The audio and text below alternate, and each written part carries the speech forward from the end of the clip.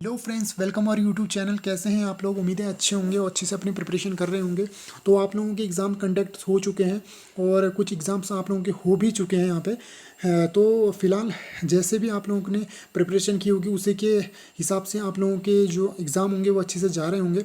तो इसी के देखते हुए, इस स्कीम को आप लोगों की देखते हुए, मैंने एक आप लोगों के लिए इन्वायरमेंट पॉल्यूशन कंट्रोल के जो इंपॉर्टेंट क्वेश्चंस हैं उन लोग उस क्वेश्चन को देखा है। तो एटलीस्ट इन क्वेश्चन को तो आप करके जाइएगा, क्योंकि आपको लोगों के आज आपकी 17 तारीख हो गई है। तो शायद मेरे ख्याल से 20 तारीख को आप लोगों का ये एग्ज़ाम होगा। तो 2 दिन है आप लोगों के। तो कंटिन्यू आप लोगों के जो एग्ज़ाम हो रहे हैं, इस वजह से आप लोगों को तो प्रॉब्लम्स फेस करनी पड़ेगी, बट कुछ नहीं, वो होता है यार। वो तो हर किसी के साथ होता है, मेरे साथ भी ऐसा हुआ था। बट ऐसा है कि अभी आप लोगों को पूरा फोकस अपने पेपर पे देना है। फालतू लोगों से बिल्कुल दूर रहिए। नेगेटिविटी फैलाएंगे कि इस तरह से आएगा, उस तरह से ही आएगा। तो फिलहाल जो भी है, बट पॉल्यूशन जो आप लोगों का इन्वायरमेंट पॉल्यूशन कंट्रोल है, काफ़ी इजी पेपर रहता है। बहुत चिल होके पेपर को दीजिएगा। ऐसा नहीं है कि आप लोग थोड़ा टेंशन में रहेंगे, बहुत चिल होके इस पेपर को दीजिएगा, क्योंकि आप लोगों को सब कुछ पढ़ा है। ये बचपन से आप लोग पढ़ते आ रहे हैं कि पॉल्यूशन क्या है, वो है, ये है, ठीक है। वायु प्रदूषण क्या है, ये है, वो है, ठीक है। तो सभी चीज़ आप लोगों को देखिए, नेचर को देखिएगा और जो अपने अपने शब्दों में लिखिएगा जो भी आप लोगों को आता है। ऐसा नहीं कि किताबी रट्टू बनिए ना, किताबी रट्टू बनिएगा और किताब की तरह बिल्कुल डिट्टो वहाँ छाप दे ना, ऐसा कुछ नहीं करना। अपने शब्दों में लिखिएगा, कुछ सुंदर तरीके से सजाने की कोशिश करें। आपको अच्छे मार्क्स मिलेंगे, जरूर मिलेंगे। तो शुरू करते हैं आज का सेशन और बताता हूँ आप लोगों को किस तरीके से आप लोगों ने इसमें तैयारी करनी है। एटलीस्ट 2 दिन के अंदर आप लोगों को जितने टॉपिक्स तो क्लियर करके चले जाना। देखो, इसको ऊपर ही ऊपर देखना, कोई ऐसा नहीं है कि आप लोगों ने रटना है बिल्कुल ना। इसके अंदर घुस जाएं और आप लोगों ने बिल्कुल। अब देखो, जैसा पहला क्वेश्चन है आपका, ग्लोबल वार्मिंग क्या है। ये आप लोगों ने बचपन से पढ़ा है यार। ग्लोबल वार्मिंग क्या है? जो पृथ्वी का तापमान होता है वो बढ़ जाता है, उस वजह से कुछ टेम्परेचर इंक्रीज होने के कारण क्या होता है कि पृथ्वी में क्या हो जाता है, टेम्परेचर इंक्रीज हो जाता है। तो एक जो ग्लोब होता है हमारा, हम जानते हैं कि पृथ्वी ग्लोब है, जिसमें हम अध्ययन करते हैं किसी भौगोलिक संरचना का, स्ट्रक्चर का अध्ययन करते हैं। तो किस पे, ग्लोब पर कहते हैं, वो वार्म हो जाता है, यानी कि गर्म हो जाता है। इसी को तो हम ग्लोबल वार्मिंग कहते हैं। तो यही तो परिभाषित है। सिंपल सिंपल डिफिनेशंस होती है इसके अंदर, पॉल्यूशन के अंदर। तो आप लोगों ने क्या करना है कि खाली आप लोगों ने खाली देख लेना है उस क्वेश्चन को। मतलब कि डेफिनेशन अगर आप लोग देख लेंगे तो आसानी से इस क्वेश्चन को कर लेंगे। तो देखिए, मैं बताता हूँ आप लोगों को किस तरीके से आप लोगों ने अटैम्प्ट करना है। तो आपने अर्बन एरियाज में ऊर्जा के विभिन्न उपयोग इस तरह से देख लेना। वायु प्रदूषण के विभिन्न स्रोत इंपॉर्टेंट आप लोगों के लिए बनता है, क्योंकि हर जगह यहाँ पे देखने को मिलता है। तो इसको करके आप जरूर जाइएगा। तो उसके आगे देखते हैं कि पारिस्थितिक तंत्र को उदाहरण सही समझाइए। पारिस्थितिकी तंत्र क्या होता है यार, ये सभी जानते हैं, बच्चा बच्चा जानेगा इसको, ठीक है। ये तो नॉर्मल सा क्वेश्चन है, 5 और 6 में पढ़ता होगा वो भी बता देगा कि पारिस्थितिकी तंत्र क्या होता है। तो अगर देखिए क्वेश्चन अब लंबा, लेंथ इसकी ज़्यादा दी जा रही है, तो उसको आप अब उसी तरीके से डिस्क्राइब करना पड़ेगा ना। तो आप लोगों ने उस तरीके से आप सबको उसको देख लेना। फिर उसके बाद खाद्य श्रृंखला को उदाहरण सही समझाइए। अब खाद्य श्रृंखला क्या है इसको देख लेना। पेट्रोलियम विघटन प्रक्रिया का फ्लो चार्ट के द्वारा समझाइए। तो आप लोगों ने इस तरह से देख लेना है। जनसंख्या घनत्व प्राकृतिक आपदाओं का मुख्य कारण क्या है, ये देख लेना आप लोगों ने। प्रगति में कोई भी वस्तु, नथिंग इज द वेस्ट। अब ये तो देखो, ये नॉर्मल सा क्वेश्चन है। मतलब ये जो आपका इन्वायरमेंट पॉल्यूशन कंट्रोल है, ये आपके बेसिक्स जानकारी के हिसाब से दिया गया है। ये पैटर्न आपका जो सिलेबस में रखा हुआ है ना, ये आपका बेसिक्स नॉलेज के हिसाब से रखा हुआ है। क्योंकि आपकी बेसिक नॉलेज किस तरह की है, इन्वायरमेंट को देखने के मद्देनजर रखते हुए आप लोगों की किस तरह की नॉलेज रखते हैं आप लोग, तो वो है आपका। बादल फटना क्या है भाई? अब बादल फट रहा है, अब ऐसा थोड़ी है कि कोई बादल फट जाता है एकदम से, वो नहीं है ये ना। बादल फटना क्या होता है, जहाँ पे मतलब बादल फटने का मतलब ये होता है कि जब जहाँ पे एक जगह पे कोई पर्टिकुलर एक जगह है, वहाँ पर एकदम से ज़्यादा बारिश हो जाती है, तो उसको ही बादल फटना कहते हैं। ऐसा थोड़ी कि बादल बीच से आया फट गया, बिल्कुल वो नहीं है बादल फटना। तो इसको खाली आप लोगों को समझ जाना है कि कहीं एरिया पे, कहीं किसी एरिया पे एकदम से ज़्यादा बारिश हो जाती है, तो उसको बादल फटना कहते हैं। उससे क्या होता है, बाढ़ के कारण बन जाते हैं। जैसे कि आप लोग केदारनाथ में आपदा सुनी होगी, जो 16-17 जून 2013 को आई थी केदारनाथ में, उसी तरीके से वहाँ पे भी ग्लेशियर्स फटे थे। तो इस तरीके से क्या हुआ था कि बादल फट गया था वहाँ पे, उस कारण से यहाँ पे को आपका ये बनता है, ठीक है। बादल फटना क्या है, इसकी व्याख्या करो। बहुत ही सिंपल क्वेश्चन बनता है, ठीक है। पर्यावरण को ये तत्व क्या है, आपको इस तरह से डिस्क्राइब करना है, इसको व्याख्या करो। आपको उसके बाद देखना है कि वायु प्रदूषण के स्रोतों को कैसे रोका जा सकता है। याद देखिए, वायु प्रदूषण के स्रोतों को कैसे रोका जा सकता है। आपके यार क्या है क्वेश्चन, कुछ है कुछ क्वेश्चन नहीं है, आपको चिल होकर इस पेपर को देना है बिल्कुल, ठीक है। जल संरक्षण तकनीक को परिभाषित करो। अगला विश्व युद्ध शुद्ध जल के लिए हो सकता है, व्याख्या करो। भाई देखो, आपको आपने जल के बारे में सोचना है, आप दिमाग में रखना है कि जल क्या है भाई, जल के बारे में क्या हम इसके बारे में लिख सकते हैं। तो सिंपल क्वेश्चन है, आप इसको रटेंगे क्या, नहीं कर रटेंगे ना। आपके लिए आसान सा क्वेश्चन है, आपने जितना भी आपके माइंड के अंदर आता है तो सब कुछ लिख डालिए, ठीक है। उसके बाद देखिए पारिस्थितिकी क्या है, इसके क्या घटक होते हैं। आप सिंपल सी बात है भाई, परिस्थिति क्या है, बार बार ये क्वेश्चन रिपीट हो रहा है। देखिए परिस्थिति क्या है, आप लोग समझते हैं कि परिस्थिति क्या होती है, पारिस्थितिकी तंत्र क्या होता है, पारिस्थितिकी क्या होता है, हमारे चारों ओर के आवरण के हम पर्यावरण कहते हैं। ये तो आपको सिंपल सा एक डेफिनेशन है, बच्चा बच्चा बता देता है। पारिस्थितिकी क्या है, जो कुछ भी हम इन्वायरमेंटल के अंदर देखते हैं वो सही पारिस्थितिकी के अंदर ही तो आता है ना। जैसे कि पेड़ पौधे और जीव, जितनी भी चीज़ें हैं ना, ये तमाम चीज़ें आपको पारिस्थितिकी के अंदर देखने को मिलती है। पर्यावरण क्या है, सिंपल सा क्वेश्चन है, इसके घटक क्या होते हैं भाई, सजीव निर्जीव, ठीक है। तो इस तरह से पर्यावरण के घटक आप लोगों ने देख लेने हैं। जल प्रदूषण के प्रकार तथा प्रभाव को बताना है। अब सिंपल सा ये क्वेश्चन बनता है आपका, वायु प्रदूषण नियंत्रण के उपाय। देखो वायु प्रदूषण नियंत्रण के उपाय, ठोस अवशिष्ट प्रबंधन का उद्देश्य क्या होता है, ये काफ़ी इंपॉर्टेंट क्वेश्चन बनता है, ठोस अवशिष्ट प्रबंधन। अब सिंपल सा क्वेश्चन ये है कि कुछ लोग कहेंगे यार अवशिष्ट क्या होता है, प्रबंधन क्या होता है, मैनेजमेंट, यानी कि ठोस जो होता है ना, सॉलिड हमारी चीज़ें होती है, उसको हम किस तरीके से उसका मैनेजमेंट करेंगे। तो हम किस तरीके इसको मतलब एक जगह से दूसरी जगह ले जाएंगे और उसको वहाँ पे को जला डालेंगे, ठीक है ना। इस तरीके से आप लोगों ने देखना है कि ठोस अपशिष्ट प्रबंधन का उद्देश्य क्या है, उद्देश्य नहीं, ऑब्जेक्ट क्या होता है। और फिर इसके बाद आपने इस क्वेश्चन को भी देखना है कि वनों की कटाई से होने वाले प्रभाव क्या है। आप सिंपल सा क्वेश्चन है, देखो इस तरीके से क्वेश्चन बनते हैं इन्वायरमेंटल पॉल्यूशन कंट्रोल के अंदर। सिंपल क्वेश्चन आप लोगों को देखने को मिलेंगे, वनों की कटाई में होने वाले प्रभाव क्या होता है। अब देखो भाई, वनों की कटाई होती है तो किस तरीके से प्रभाव देखने को मिलते हैं, ये तो आप खुद से भी लिख सकते हैं ना। बस ये है कि इसके अंदर आप लोगों ने, क्योंकि थ्योरी बेस्ड एग्जाम पेपर होने वाला है, तो थ्योरी के अंदर आप लोगों ने सिंपल सा ये है कि आपको एक यहाँ पर को जो भी आप लिखेंगे एक उसमें क्या हेडिंग बना के लिखेंगे, ठीक है। ऐसा नहीं कि बिल्कुल कहानी लिखी, इतिहास भूगोल लिख दिया, इस तरह से आप लोगों ने पेपर को अटेम्प्ट बिल्कुल नहीं करना है। अगर इतिहास भूगोल लिखेंगे तो उसी तरीके से इतिहास भूगोल लाइक ही आप लोगों को मार्क्स मिलने वाले हैं। तो फिलहाल आप लोगों को इस तरीके से इन क्वेश्चनों को देख लेना है। प्रावैज्ञिक विकिरण का मानव त्वचा पर क्या प्रभाव पड़ता है। अब भाई देखो, प्रावैज्ञिक विकिरण क्या होता है, आप इसके बारे में कुछ लिख लेना। उसके बाद आप लोगों को किस तरह से इसमें प्रभाव मानव को देखने को मिलता है। अगर आप आगे को क्वेश्चन देखेंगे तो जल प्रदूषण का नियंत्रण समझाओ। अब यार सिंपल सी बात है, जल प्रदूषण है तो उसका नियंत्रण हम समझाओ। प्रदूषण हो रहा है, किस कारण से हो रहा है, क्या हो रहा है, नियंत्रण किस तरह से होता है, ये आप लोगों ने देख लेना है। वायु प्रदूषण के प्रभाव क्या है, इस तरह का आप लोगों ने ये देख लेना। खनन विधि द्वारा पर्यावरण पर पड़ने वाले प्रभाव क्या होते हैं। अम्ल वर्षा था, इसके कुप्रभाव। अम्ल वर्षा क्या होती है भाई, अम्ल वर्षा क्या होती है, इसके बारे में आप हरित गृह प्रभाव के बारे में बताइए। अब याद, ग्रीन हाउस प्रभाव आप लोगों ने देखा है भाई, ग्रीन हाउस प्रभाव क्या होता है। जो इंपॉर्टेंट गैस है ग्रीन हाउस प्रभाव के लिए वो कौन सी होती है, कार्बन डाइऑक्साइड, वही तो हमारी इंपॉर्टेंट गैस है। अगर ग्रीन हाउस प्रभाव देखिए, पृथ्वी के लिए ग्रीन हाउस प्रभाव भी जरूरी होता है, क्योंकि देखिए ग्रीन हाउस प्रभाव पता है आपको। ग्रीन हाउस प्रभाव वो होता है जब हमारी पृथ्वी में एकदम से बहुत सारी गैसों का मिश्रण आ जाता है और वो पृथ्वी गर्म हो जाती है। देखो गर्म होना भी पृथ्वी के लिए बहुत ज़रूरी है। अगर पृथ्वी गर्म नहीं होगी तो पृथ्वी का जो टेम्परेचर होगा, तापमान होगा, -18 डिग्री से नीचे चले जाएगा, जिस कारण से इस पृथ्वी में हमें रह पाना बहुत ज़्यादा मुश्किल हो जाएगा। और मुश्किल होगा तो हम रह नहीं पाएंगे, तो फिर किसी भी जीव जंतु के लिए यहाँ पर को सर्वाइव करना काफ़ी मुश्किल हो जाता है। तो इसी को तो ग्रीन हाउस प्रभाव कहते हैं।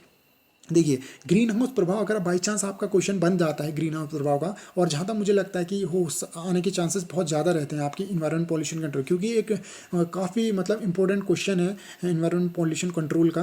पॉल्यूशन कंट्रोल में देखेंगे तो ग्रीन हाउस प्रभाव एक टॉप में रहता है क्वेश्चन, ठीक है। तो ग्रीन हाउस प्रभाव अगर आपका क्वेश्चन बनता है तो इसका आप क्या करना है कि एक थोड़ा सा इसको डिस्क्राइब कर देना, यानी कि परिभाषित कर देना इसको। उसके बाद आप लोगों ने क्या कर देना है, यहाँ पर को एक डायग्राम बना देना है, फ्लो चार्ट बनाइए, डायग्राम कुछ भी बनाइए, बट उसको अगर डायग्राम के थ्रू आपको समझाएंगे ना बहुत अच्छा लगेगा एग्जामिनर को, जो भी एग्जाम आपकी कॉपी चेक करेगा।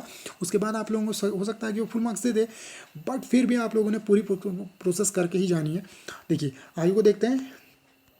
तो आप लोगों को क्या मिलता है इसके अंदर, क्वेश्चन आप लोगों को इस तरीके से देखने को मिलेगा। पर्यावरण प्रभाव मूल्यांकन क्या है भाई, ये देखिए पर्यावरण प्रभाव मूल्यांकन को आप लोगों ने काफ़ी अच्छे से देख लेना है। तो वो विभिन्न प्रकार के गैर परंपरागत ऊर्जा के प्रभाव प्रकार क्या होते हैं, इस तरह से आप लोगों ने देखना। प्राकृतिक संसाधनों के संरक्षण के उपाय बताओ, या आप लोगों ने देख लेना है। अभियांत्रिकी गतिविधियों द्वारा वातावरण किस प्रकार प्रदूषित हुआ है, वातावरण स्वच्छ किस प्रकार का बनाया जा सकता है, ठीक है। आपके विचार से जल प्रदूषण से क्या कारण हो सकते हैं, ठीक है, ये आप लोगों ने देखना है। ध्वनि प्रदूषण क्या है, ध्वनि प्रदूषण को नियंत्रित नियंत्रित करने की विधि बताई है। ठीक है, ये देख लेना आप लोगों ने वायु प्रदूषण के कारण प्रभाव नियंत्रण करने के बारे में, यह आप लोगों ने देख लेना है। काफ़ी इंपॉर्टेंट क्वेश्चन है, मतलब इंपॉर्टेंट क्वेश्चन होने के साथ साथ ये काफ़ी मतलब चिल क्वेश्चन है। ठीक है, चिल क्वेश्चन है, बहुत ही इजी क्वेश्चन है। माइंड बिल्कुल चिल होके जाइएगा, कोई ऐसा नहीं है टेंशन लेनी है कि यार क्या आएगा क्या नहीं आएगा। ठीक है, दूसरे से नहीं पूछना है। अगर आप एग्जाम के एंड वक्त पे आप किसी और दूसरे से पूछते हैं यार आपने कितना पढ़ा है, वो कितना पढ़ा है, तो आप लोगों को तो प्रॉब्लम होनी ही होनी है ना उस टाइम पे। तो इसलिए मैं कहता हूँ आप लोगों ने जितना भी पढ़ा है, जैसा भी पढ़ा है, बस खुद पे यकीन रखिए कि मैं इस पेपर को पास कर जाऊंगा और अच्छे परसेंट से इस बार अपना डिप्लोमा ले लूँगा। तो फिलहाल यही देखते हैं। वायु प्रदूषण के कारण प्रभाव नियंत्रण के बारे में आप बताना है। आप लोगों को वनों की कटाई तथा इसके प्रभाव के बारे में बताना है। सिंपल सा क्वेश्चन है।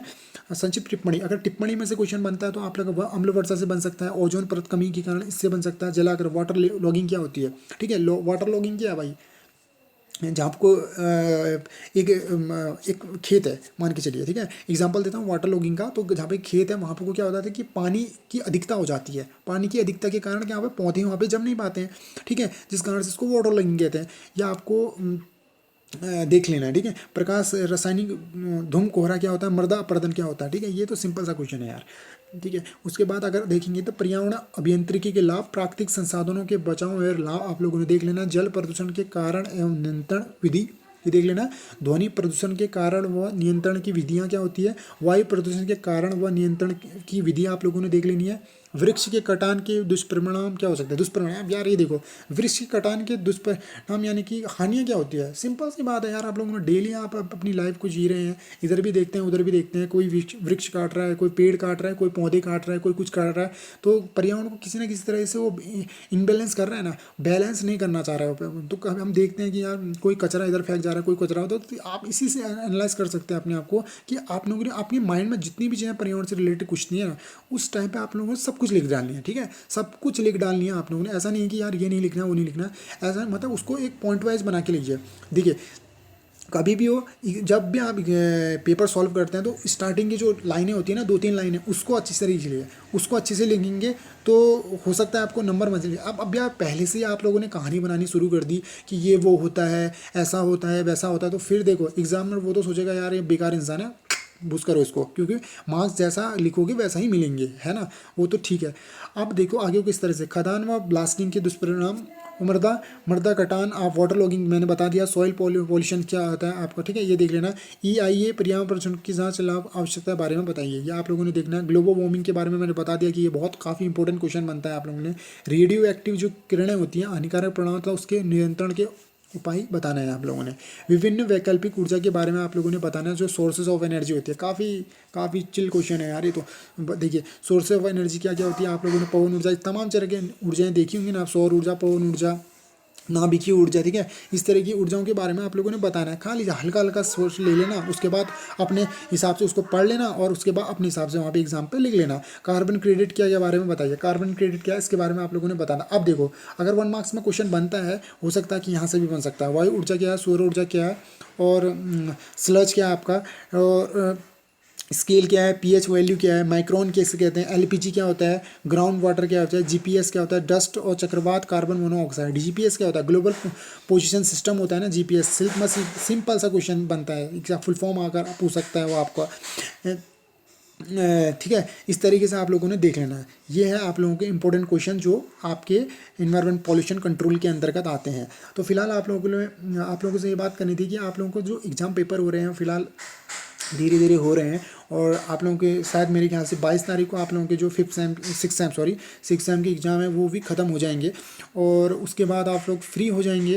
और कुछ लोग तो यहाँ आपको तैयारी में लग जाएंगे अपनी जेई की, और कुछ लोग क्या है कि थोड़ा सा नर्वस रहेंगे यार किस तरीके से मार्क्स क्या आएंगे क्या नहीं आएंगे, कितनी परसेंटेज बनती है, क्या बनेगी ना।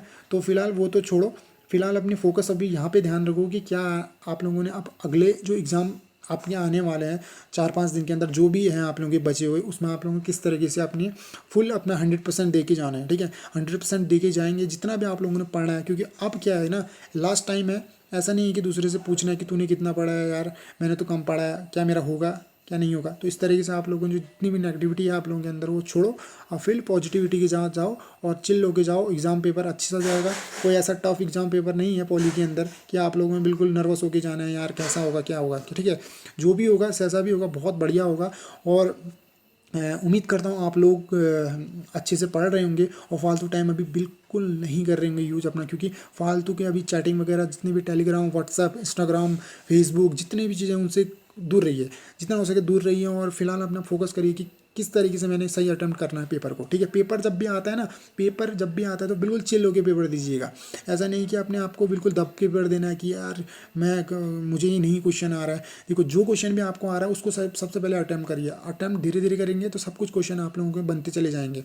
देखो फर्स्ट पेपर जब भी आएगा तो आप लोगों ने फर्स्ट ऑफ क्या करना है कि आप लोगों को जो 1 मार्क्स के क्वेश्चन आते हैं 1 मार्क्स के क्वेश्चन बहुत ही चिल क्वेश्चन होता है। तो ये भी है कि अब जो डीप पढ़ता है उसके लिए तो ईजी पड़ जाते हैं, क्योंकि यार देखिए अगर आप अभी पढ़ रहे हैं और एक बंदा पढ़ रहा है पूरे साल भर, तो उस पे और आप पे तो बहुत ज़्यादा अंतर होगा ही होगा ना, क्योंकि वो उसने भाई पूरे साल भर पढ़ा हुआ है और आप एकदम से उतने उसके लेवल तक तो नहीं आ पाएंगे। ये तो 100% मान के चलिए कि उस लेवल तक आप लोगों ने नहीं आना है। बस आप लोगों ने क्या करना है कि जो स्मार्ट तरीका है ना, स्मार्ट तरीके से अच्छे स्कोर करके चले जाना है। जितना भी स्कोर होता है बट अच्छा स्कोर करके चले जाना है।